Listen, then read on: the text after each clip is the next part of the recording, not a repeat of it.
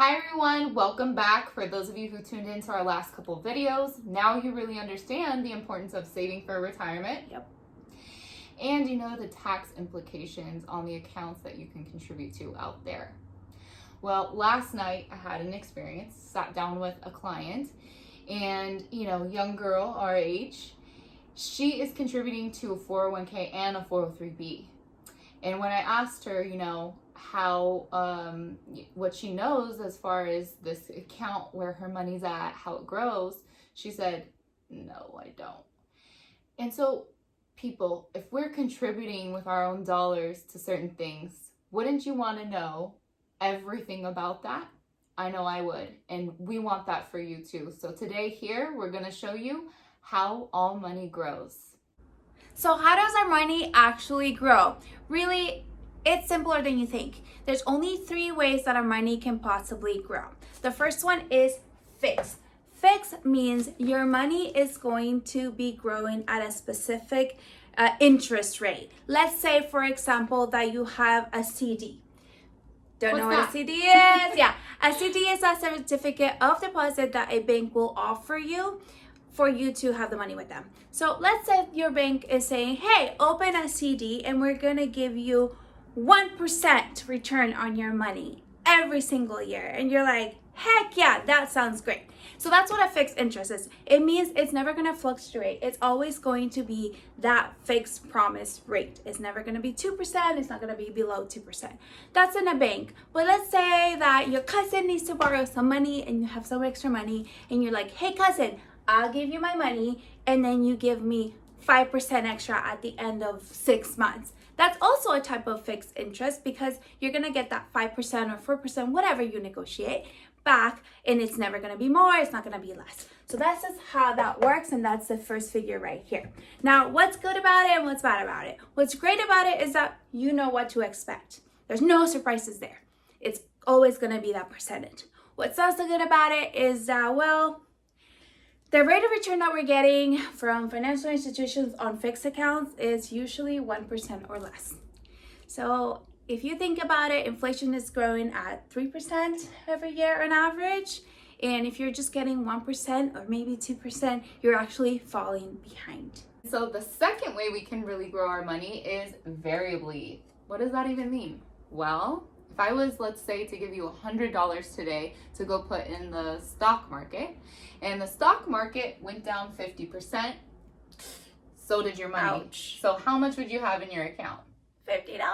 $50. But if the stock market went back up 50%, then how much would you have in your account? 100 again. Girl, you know this. Do your math. It's definitely not $100 because it's 50% of $50. The new balance, right?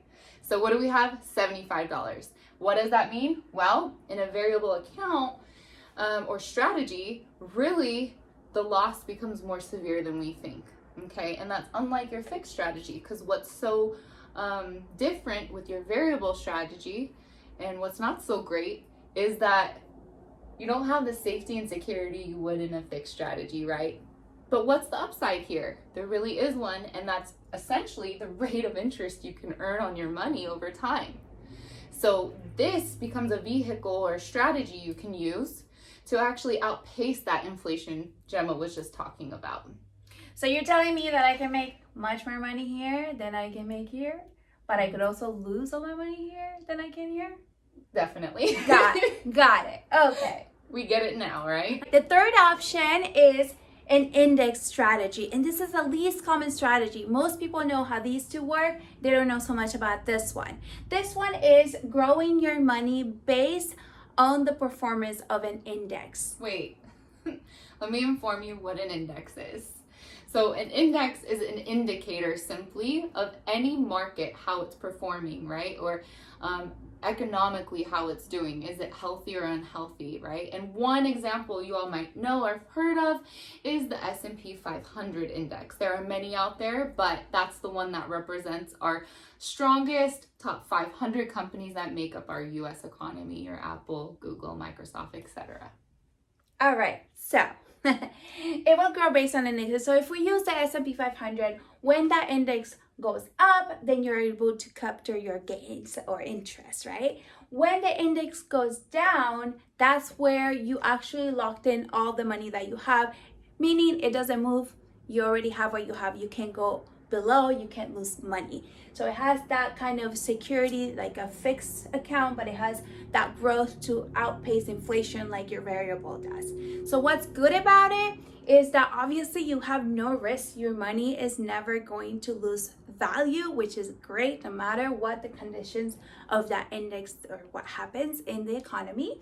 What's not so great about it is that usually you have to qualify for this type of strategy to your investment. And well, because it's less common, more people are not really aware of it. They kind of don't really know how it really works. So have to work with somebody that can explain that to you. Absolutely. So hopefully now you get the bigger picture and even a detailed picture of how your money actually could be growing in your accounts. Now, to match these strategies with what you're actually doing is a different conversation. So please get in touch with us. Leave a comment below whether you like this, what else you want to hear from us. Also, we wanted to gift you this information. That way you really have a better understanding of how your accounts work so you can see what your options are and make más dinero. Now, if you want to know which account is more favorable for your specific situation, we're going to do another video and we're going to have a different session to explain kind of what your risk tolerance is and what fits you the best. See you next time.